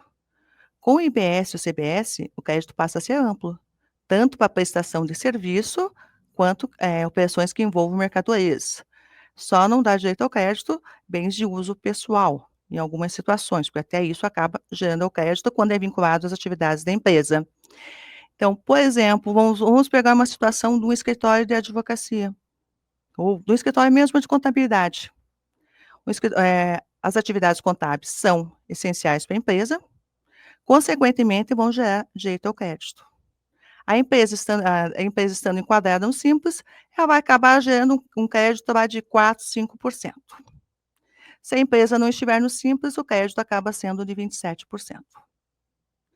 Então, qual é a opção da empresa do Simples para concorrer em condições de igualdade, tendo em vista que ela não consegue baixar o preço de 15% a 20%, que é essa diferença que dá no tributo? A opção que sobrou, foi o que nós vimos no slide anterior, é fazer a opção pelo recolhimento normal do IBS e a CBS. Mas isso, por outro lado, não é tão simples. Por quê? As empresas, a partir do momento que ela faz a opção pelo recolhimento normal, ela vai estar sujeita a 2 regimes tributários. Vai estar sujeita ao regime normal de apuração de IBS e CBS e vai estar sujeito ao regime do Simples também. Ou seja, eu vou ter 2 contabilidades. Com certeza, o contador vai aumentar os honorários, as obrigações acessórias vão aumentar, o controle que a empresa tem que ter é bem maior. E as empresas do Simples não estão aptas a isso ainda. Elas não têm todo esse suporte necessário. A gente sabe que muitas vezes confunde até mesmo, não respeita nem mesmo o princípio da entidade. O próprio sócio da empresa deposita dinheiro na conta da empresa, pega o dinheiro da empresa, elas não têm essa cultura. Então, realmente vai ser muito difícil, as empresas do Simples, se não se adaptarem, a sobreviver nessa nova visão que nós temos aqui da reforma tributária. Perfeita colocação, doutora Sandra. Posso, inclusive, acrescentar um comentário? Sim, claro, Éder, por favor. Exato. Então, veja, nesse cenário, né, nós temos aí um regime misto no Simples Nacional, ou seja, nós temos o Simples Nacional, que nós tradicionalmente já conhecemos, juntamente com o regime regular da apuração tributária do IBS-CBS. Isso vai requerer, tanto dos profissionais contábeis, mas como também dos próprios diretores, gestores dessas empresas, uma sincronia, né? Requer uma sincronia entre a empresa, a sua contabilidade, o seu departamento de compras, seu departamento de vendas. Porque, vejam, com isso, a empresa deverá observar na parte de compras, se ela estiver no regime regular do IBS-CBS, é claro, né? Onde vai deixar a situação um pouco mais complicada, né? Deverá observar se vai fazer o crédito, né? Se não vai fazer o crédito, o quanto quiser vai ter de margem de custo e preço de venda posteriormente. Deverá, né, a contabilidade estar alinhada com as perspectivas da empresa. Deverá essa contabilidade também refletir adequadamente toda a situação patrimonial e financeira da empresa, uma vez que a apuração do IBS e o CBS requerem que a contabilidade siga estritamente as normas contábeis. Inclusive, nós tivemos, ao final de outubro, um evento aqui da comissão do CRC que trata das presunções legais, onde algumas situações de saldos incorretos ali, ou inadequados, apresentados na contabilidade, ou em que sua efetividade não seja comprovada, serão base de cálculo do IBS-CBS. E as empresas do Simples, que até então não viviam essa realidade, passarão a viver, né? Quando, é claro, repetindo, quando optarem por fazer a apuração mista, né? Simples Nacional, juntamente com o IBS-CBS. Situação esta que depende de planejamento, depende de estruturação interna, né, da empresa, dos escritórios contábeis, dos contadores no geral, né, e também vai requerer, inclusive, está no seu slide, a questão de repensar o momento de fazer a opção do IBS-CBS. Né? Porque a empresa vai ter que ter uma visão se esse regime é o adequado financeiramente e economicamente a ela, dentro dos números financeiros e contábeis que ela tem, né? Até porque, uma vez feita a opção, né, como está em tela, se a empresa vier a ter restituição, ressarcimento ali no período ou no período anterior, ela fica vedada a voltar para o regime do Simples Nacional, o regime simples, somente o simples, né? E ela fica incumbida a estar junto com o IBS-CBS. Então, isso requer o quê? Novamente, a opção deve ser bem pensada, deve estar alinhada à contabilidade, deve estar alinhada à direção da empresa, perspectivas, margem de contribuição das vendas ou dos serviços, né, para que assim a empresa possa, nesse cenário tributário, poder, né, ser conduzida da melhor forma possível, sem eventuais dissabores. Lembrando que empresas que estão no meio de uma cadeia, no meio da cadeia que eu digo é no sentido de que ela vai fornecer para outras empresas, como a doutora Sandra expôs corretamente aqui para todos, né, o crédito nosso não vai mais ser escritural, né, ou seja, o cliente lá na ponta, o cliente pessoa jurídica, ele vai poder se creditar daquilo que efetivamente foi pago. Então, grande parte das pessoas jurídicas que foram fazer a aquisição do Simples Nacional vão solicitar que esses fornecedores do Simples passem a aderir ao IBS-CBS no regime regular, para assim poderem fazer o crédito integral. Né? E isso, então, além de uma pressão mercadológica, vai requerer, então, a adequação interna da contabilidade, dos gestores, né, e, enfim, toda a equipe da empresa para poder aí ter os resultados econômicos, financeiros, margem de contribuições, né, em conformidade com o planejado. É essa a colocação que eu tinha para fazer. Devolvo novamente a palavra para a doutora Sandra. Tá, obrigada, Éder. Então, o regime simples, que já não é um regime simples, né, isso acabou se tornando mais complexo ainda. As empresas acabaram sendo oneradas por 2 regimes, né, e como o Éder muito bem colocou, já está ocorrendo uma pressão no mercado. já os fornecedores já estão, os adquirentes, né, os clientes já estão exigindo que os fornecedores que estão no Simples realizem um estudo para destacar ou para recolher, né, IBS e CBS, porque eles querem esse crédito de imposto. E outro estudo que está sendo analisado por algumas empresas que eu atendo, né, é a continuidade de aquisição do Simples ou não com o advento da reforma tributária, porque isso vai impactar diretamente no valor final do custo. Se a empresa continuar no Simples, o custo vai aumentar muito. Então, há risco das empresas do Simples, além de todo esse trabalho, tudo que a gente colocou dessa dificuldade contábil, perderem mercado. Então, o impacto foi bem significativo. Quais empresas do Simples que vão ter esse impacto? São as empresas que fornecem a terceiros que têm interesse no crédito. Por exemplo, alguém que fornece para a indústria, alguém que fornece para um atacado, para um comércio, para um prestador de serviço, né. Já se a empresa do Simples fornece para outras empresas do Simples, ela não tem esse risco. Ela pode continuar no Simples sem nenhum problema. Daí que vem a necessidade de fazer uma análise. Será que a empresa que eu tenho hoje no Simples, eu devo continuar no Simples? Isso vai afetar meus clientes ou não? Se a empresa tiver apenas clientes no Simples, não vai afetar em nenhuma situação. Se a empresa tiver, só consumidores finais, pessoas físicas, não contribuintes, não vai afetar em nada, ela pode continuar sendo optante do Simples e não vai ter nenhum impacto. Mas a partir do momento que a pessoa tem interesse ao crédito, tem que ser realizado um estudo específico. E outra situação também que nós temos que considerar, porque qual o benefício que acaba ficando do Simples se eu realizar a opção pelo, IBS e IBS normal? Bom, eu tenho a parte do INSS, né, dos funcionários, mas lembrando que não são todas as empresas que são beneficiadas, então se é uma empresa que não é beneficiada, então já não convém ela continuar no Simples. E muitas vezes, o lucro presumido acaba sendo uma opção, porque aí você vai pagar imposto de renda se tiver efetivamente um lucro, né. Diferentemente do Simples, que apesar de ter uma parcelinha pequena, ali você acaba recolhendo, né. Então essa análise deve ser feita com bastante cuidado, levando em conta as aquisições, quem são os fornecedores, se os fornece vamos supor que uma empresa do Simples tem fornecedores no Simples. E ela faz a opção por recolher IBS e CBS normal. Imagine qual é esse impacto do custo.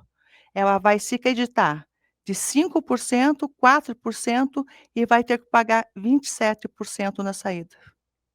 Então, deve ser analisado não só as saídas dos destinatários, como também os próprios fornecedores da empresa enquadrada no Simples. E esse é um estudo bem detalhado e não é fácil de ser feito e não é rápido ser feito, né. São bastante condições que devem ser levado em consideração, né. E principalmente considerando o pouco tempo que tem em relação a isso, né, e principalmente que as empresas do Simples, elas não está apta a isso, né. E consideremos também que muitos escritórios contábeis, talvez não estejam aptos a isso, daí a necessidade de atualização, né. Porque até então o regime do Simples digamos o melhor dos mundos para os contadores, né, porque a gente fazia o cálculo a própria Receita fazia, né. Só que agora mudou, né. Então o contador vai ter que analisar, vai ter que dar o suporte para a empresa, eh dar o supo pra ela fazer suporte para a empresa, para os diretores, para os administradores, em fazer a opção ou não pelo recolhimento IBS-CBS, levando todas essas nuances que eu falei em consideração. Quem me fornece, é importada a mercadoria, não é importada, é nacional, para quem o destino o serviço. Então, e uma vez optado, né, para retornar depois, é complicado, né. E se for mal feita essa opção, isso pode levar até a extinção da empresa, porque nós estamos falando de uma diferença de 20%. 20% é muito no mercado. E as empresas que eu atendo, elas estão levando isso em consideração. Se eu vou adquirir de uma empresa do Simples, eu tenho que considerar o imposto, o imposto e a contribuição. Então o preço não é igual. E diferente de uma empresa do lucro real, no lucro presumido, que faz grandes aquisições, que tem o poder de negociação com o fornecedor, a empresa do Simples não tem esse poder de negociação também. Ou seja, muitas vezes a aquisição do Simples, não raras vezes, eu diria quase sempre, o preço que a empresa do Simples adquire é um preço superior a uma empresa do lucro presumido. A empresa do lucro presumido ou do lucro real consegue ir direto na fábrica e negociar. A empresa do Simples já pega no intermediário. Então, já adquire com um preço maior. Então, se adquire com preço maior, já tem um custo maior de partida, como que ela vai conseguir reduzir no final em torno de 20% para competir com uma empresa normal? Então é uma situação que vai ser analisada, tem que ser analisada com bastante cuidado. Esse reflexo da empresa do Simples foi um reflexo bem pesado, digamos, não foi analisado, foi um dano colateral. Antes nós tínhamos aquele 9,25 do PIS e COFINS, que a empresa do Simples não recolhia, mas a empresa do lucro real poderia se creditar. Então isso ajudava a amenizar as consequências, né. E hoje nós não temos mais isso. Então há necessidade de reanalisar, o regime do Simples no momento, e se for o caso, até criar um crédito presumido, como nós temos no serviço de transporte, por exemplo. Serviço de transporte, nós temos um crédito presumido, e a pessoa no ICMS, e a pessoa de 20%, e o transportador recolhe lá o 9,6, diminui a carga tributária. Talvez essa seja uma alternativa. Ou seja, a reforma tributária foi na contramão do que diz o artigo 170 da Constituição, que prevê um tratamento diferenciado do Simples, foi na contramão do que diz o artigo 146 da Constituição, na contramão do princípio da igualdade e da capacidade contributiva. Então pode-se dizer, não vou dizer sem margem de dúvida, porque teve outras empresas, sem exceção, porque teve outras empresas que também vão ter sérias consequências com a reforma tributária, que as empresas do Simples foi uma das mais prejudicadas com a reforma tributária. Mesmo a reforma tributária não ter tratado especificamente do Simples em seu bojo. Então, aí que vem a importância do contador no momento, né. Então o contador vai ter que se destacar, dar esse suporte, né, e acompanhar as alterações, porque digamos que o administrador vai ficar totalmente na mão do contador. O contador que vai dizer qual regime que é melhor, se ele deve adotar os 2 regimes, se deve adotar um regime, se deve continuar no Simples, se deve sair do Simples, né. E tudo isso através de simulações. Vai considerar as operações que são realizadas, pode pegar os últimos 2 anos, por exemplo, né, simular, ver o que é mais benéfico, né, e fazer simulações, né. Só que aí nós temos um outro agravante, as empresas do Simples, como pagam apenas na saída com base no faturamento, muitas vezes elas não têm aquele controle das despesas. Aí como que nós, da contabilidade, vamos conseguir saber quais créditos que teríamos para deduzir? Então é Pois outra é. dificuldade. Doutor Sandra, acrescentando nesse sentido, né? Aí, nesse sentido, requer, né, a antecipação, ou seja, o contador e o administrador da empresa, eles vão ter que se antecipar, vão ter que se reunir, né, com antecedência para poder planilhar todas as operações da empresa, poder avaliar quais operações vão gerar crédito, o quanto que será o crédito tributário, se tem algum crédito tributário com redução de alíquota, vai ter que prever todas as suas saídas, para As quando entradas, né? exatamente, As para entradas. quando for fazer a sua opção, fazer uma opção assertiva. Uma opção assertiva. Senão, eles vão sair frustrados, tanto o contador quanto o empresário, né? E isso requer, então, o planejamento inicial, e já iniciar uma contabilidade adequada, sentar com o gestor da empresa, fazer com que setores de compra e venda se conversem, todos interajam, e mais do que nunca, a contabilidade passa a ser um braço direito aí das empresas do Simples Nacional. Pois é, daí eu coloco, veja, quanto que custaria esse estudo? A empresa do Simples, ela suporta esse estudo? Algumas empresas suportam, né, mas nós temos a grande maioria são empresas pequenas, né. Quando se colocar o valor para realizar esse estudo, muitas vezes o empresário vai até desistir de constituir a empresa ou dar continuidade se você colocar todas essas dificuldades, né. Pois Todos é um pouco triste a notícia, mas realmente, mas é uma necessidade. É uma necessidade e quanto antes ele tomar essa decisão, melhor, né? Se for o caso, já mudar o regime do Simples Nacional para um lucro presumido, enfim, ver o que fazer. Enfim, alguma alternativa ele vai ter que encontrar, mas e com antecedência. Deixar para depois, isso aí não vai ser uma boa opção. Então, vai ocorrer antes de constituir uma empresa, já deve ser analisado um estudo prévio. O que deve ser feito e qual seria o regime mais adequado, né. Exato. Aí fica mais tranquilo, né. O problema são essas empresas em andamento, né, que não têm documento de suporte de entrada, muitas vezes não tem clientes fixos, você não sabe se ele vai ter interesse no crédito ou não, né. E acaba sendo até difícil para o próprio contador fazer essa estimativa. Principalmente naquela situação que eu coloquei das despesas, que paga-se despesas, essa despesa não é remetida para a contabilidade, não tem interesse em remeter e não vai fazer, a princípio, eles entendem que não vai, que o empresário entende que isso não vai fazer diferença, porque é calculado o imposto pelas saídas, né, e o contador não vai ter acesso a tudo isso. Ele não vai ter esse controle dos créditos. Então ele tem o risco de errar a decisão por falta de informações. E essa falta de informações é comum no mercado, é muito comum. O contador bate, a gente vê que manda dia 30 pedindo extrato das despesas e dificilmente recebe-se todas, né. E dificilmente as empresas guardam tudo isso. Então vai ter que começar um trabalho inicial orientando a empresa quanto à documentação necessária e depois disso fazer a simulação, né. Então, Exatamente. a importância do contador, agora do Simples, que é um regime fácil de se calcular e fazer recolhimento, né, que seria o melhor que eu coloquei o melhor dos mundos da contabilidade, né, menos obrigações acessórias, menos controles, né, inverteu-se. Enquanto as empresas normais vão ter um regime único, a do Simples pode ter 2 regimes, ou a do Simples eu posso fazer a opção errada. Risco que eu não tenho na outra lá, porque a outra lá é obrigada a adotar a sistemática de IBS e CBS, a do presumido e do real.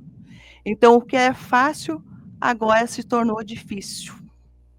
Então, daí surge a necessidade até de reconsiderar os honorários cobrados numa empresa do Simples. E também de analisar a possibilidade de mudar o regime do Simples para um presumido R$1, né. Então, o contador vai ter uma importância muito grande nessa transição da empresa do Simples, que eu sinceramente espero que seja mudada a legislação, porque tem que ser criado um crédito adicional para a empresa do Simples, de forma de incentivo, um crédito presumido, para ela poder concorrer com as demais. Uma, porque ela não tem condições de concorrer com igualdade já nas aquisições com a empresa normal. Normalmente as aquisições dela são com preços superiores, porque ela já pega no final da cadeia, enquanto a empresa do lucro real, a empresa do presumido, consegue negociar direto com a indústria, né, então ela já perde aí. E outra, porque para ela tudo acaba saindo mais caro.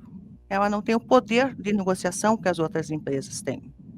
Aí eu pergunto, qual o benefício que restou para as empresas do Simples? Restou o benefício, então estamos retroagindo. Tentamos tanto regulamentar as empresas do Simples, conseguimos isso lá em 2006, e isso trouxe as empresas da informalidade para a formalidade. Tivemos um crescimento enorme de empresas que se formalizaram a partir de 2006, né, e agora a tendência nós estamos correndo na contramão, a tendência é as empresas saírem da formalidade de novo, sair da formalidade e irem para a informalidade. porque é desanimador você olhar, né? Imagina uma empresa que fatura, vamos colocar do Simples, 500 mil no ano, 500 mil ano, ter que fazer todos esses controles, todas essas análises. Acaba sendo inviável, né, na parte de custo. Então, estamos penalizando diretamente as empresas de pequeno porte, principalmente, e não só as empresas do Simples. Quer fazer mais alguma colocação, Éder? De momento não, doutor.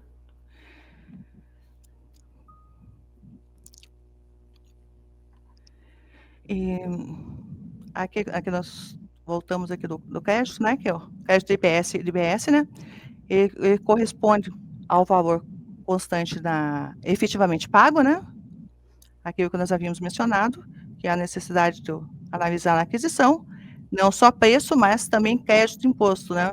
Lembrando que muitas empresas já estavam fazendo isso no mercado, gente. Tinha muita empresa já estava analisando se quanto que dava direito ao crédito de ICMS e qual seria o crédito de ICMS também.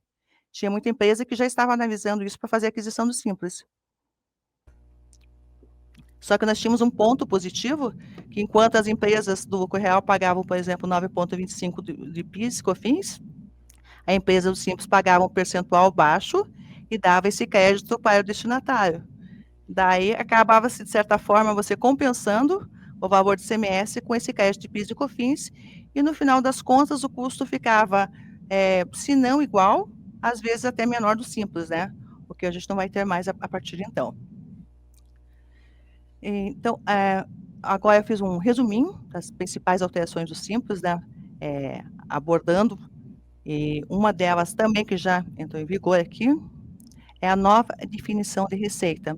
Agora passou a incluir a receita bruta, qualquer operação vinculada às atividades e ao contrato social.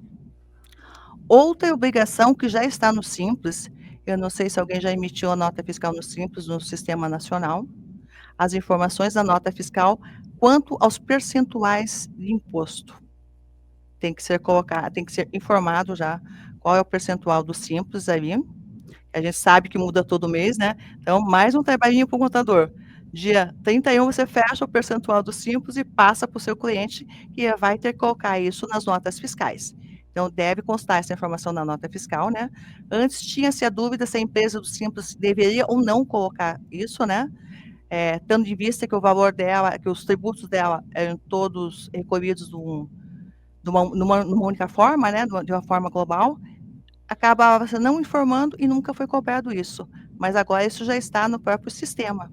Então, mais uma informação adicional, mais um controle para o empresário fazer. Dia 1º, entra em contato com a contabilidade passa os percentuais e preenche isso nas notas fiscais emitidas. As empresas do Simples, elas continuam sendo tributadas pelo mesmo anexo, de acordo com a atividade, não teve qualquer alteração em relação à alíquota e também nenhuma em relação à faixa de faturamento. O que significa isso? Que a intenção não era atingir as empresas do Simples.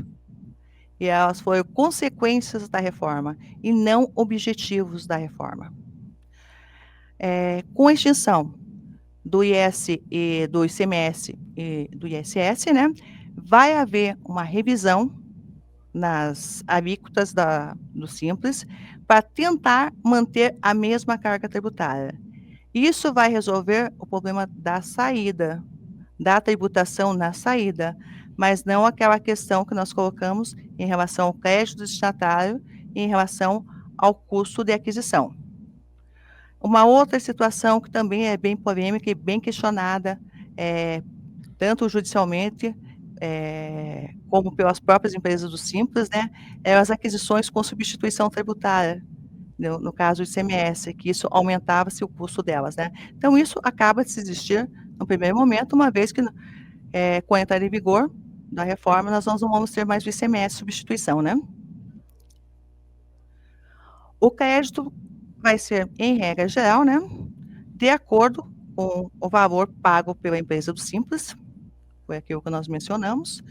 Então, se nós não tivéssemos a questão do custo na entrada, perfeito. até então, nada tinha mudado, né.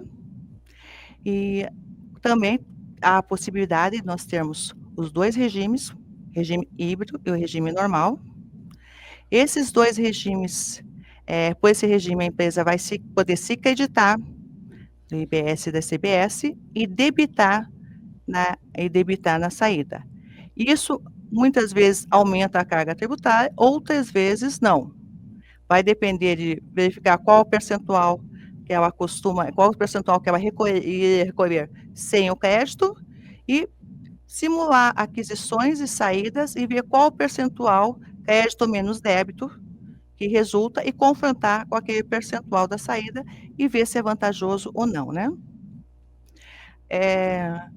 Resolve-se aquela questão que a empresa do Simples ela vinha de longa data pedindo para transferir o crédito de aquisição, não tributar o ICMS da saída, mas sim pegar aquele crédito de aquisição do fornecedor e transferir isso para o destinatário, como uma forma de não deixar o ICMS cumulativo e também favorecer ela na competitividade em relação às demais empresas.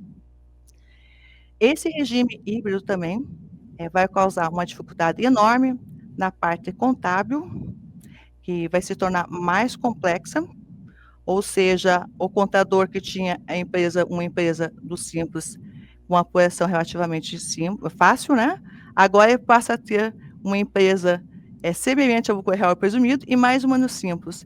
Então seria como se tivesse 2 empresas. Vai Exatamente, doutor. Eu posso até fazer um comentário adicional? Pode. A realidade é essa mesmo. É como se fosse uma empresa do lucro real, não é?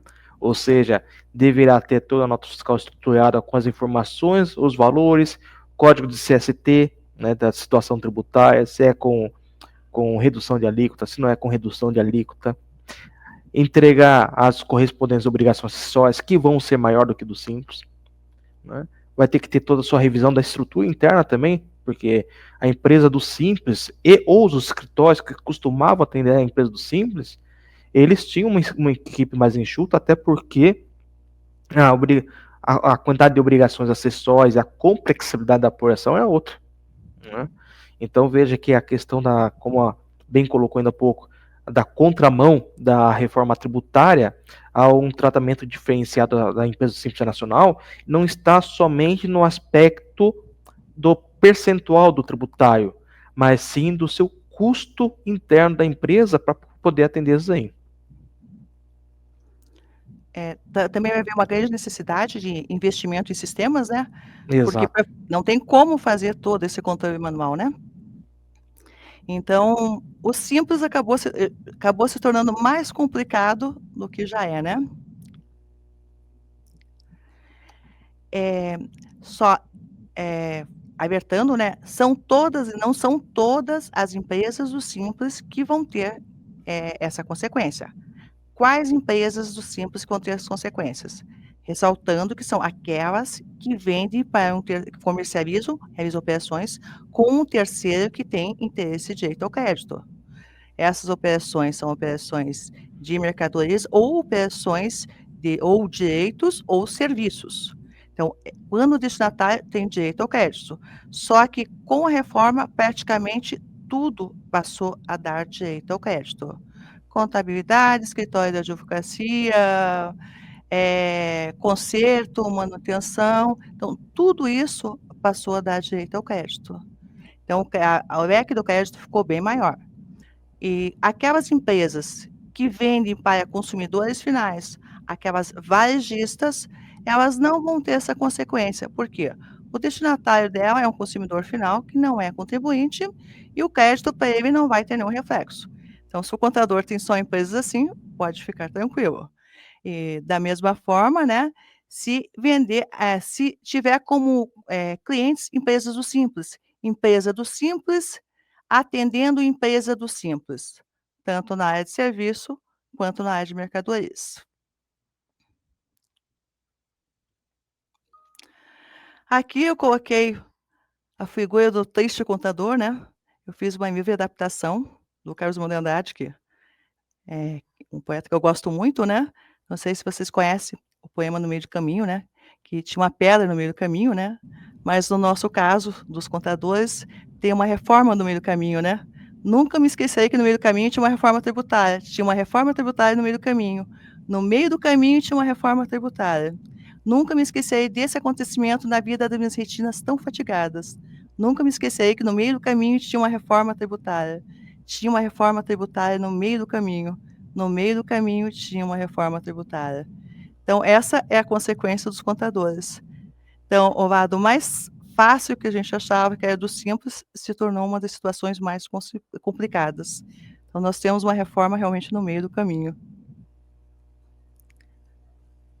Quer fazer Com uma isso, com Oi? isso, então, doutora Sandra, veja, essa reforma no meio do caminho, né, muito bem exposto, é um momento, então, de todos envolvidos aí com a sistemática de apoio à ação do Simples Nacional, né, e em sua contabilidade, os gestores de empresa, já irem aprimorando, então, os seus procedimentos, os seus controles, a sua equipe, o treinamento é importante, né, para que essa pedra no meio do caminho não seja tão grande, né? E com isso, o CRC tem muito a contribuir, temos muitos cursos aqui no CRC. Como comentei recentemente, teve um curso do CRC sobre a questão das presunções legais, totalmente aplicável à empresa do Simples Nacional, que tratará dos dois do regime misto, né? E é uma situação de extrema importância. Aproveitando e fazendo mais uma colocação, né, até então a gente falou do ônus que as empresas vão ter, né. E o ônus que os escritórios de contabilidade vão ter? Imensos, Vão ter que imensos. contratar mais pessoas especializadas, investir em equipamentos, em modernização, em atualização. Então o custo também vem por outro lado, contabilidade, além de ter mais trabalho. Então também é a hora de repensarmos, né, o valor dos honorários, o tipo de serviço prestado, né. Eu vejo isso como uma chance inédita do contador se valorizar. Nós criarmos um programa de valorização, porque o contador agora vai ser o braço direito, ele vai dar suporte para essa empresa do Simples. Ela vai depender dele para tomar a decisão de continuar nas atividades, continuar no regime, continuar investindo ou até mesmo desistir das atividades, né. Então é uma responsabilidade muito grande. Com certeza, com certeza. Então, feito isso, eu encerro por aqui a apresentação. Agradeço a participação de todos e nos colocamos à disposição, né, Éder? É isso aí. Estão à disposição para sanar dúvidas. Muito obrigado a todos. E até mais, né? E até mais. Sandra e Éder, nossa gratidão por compartilhar conosco uma expertise tão rica e direcionada, clareando os impactos tangíveis da reforma, especialmente para a espinha dorsal da nossa economia, os empreendimentos do Simples Nacional. Então, chegamos ao final deste evento, que contou com 2 manhãs de intenso aprendizado. Em nome da Comissão de Assuntos Contábeis, Fiscais e Tributários do CRC Paraná, agradecemos aos palestrantes e mediadores pelo conhecimento valioso compartilhado. Nosso reconhecimento também a cada um de vocês, profissionais, que se dedicaram a se preparar para os próximos desafios. Para acompanhar nossos próximos conteúdos, inscrevam-se no canal e compartilhem com os colegas. Conselho Regional de Contabilidade do Paraná. Siga este conselho.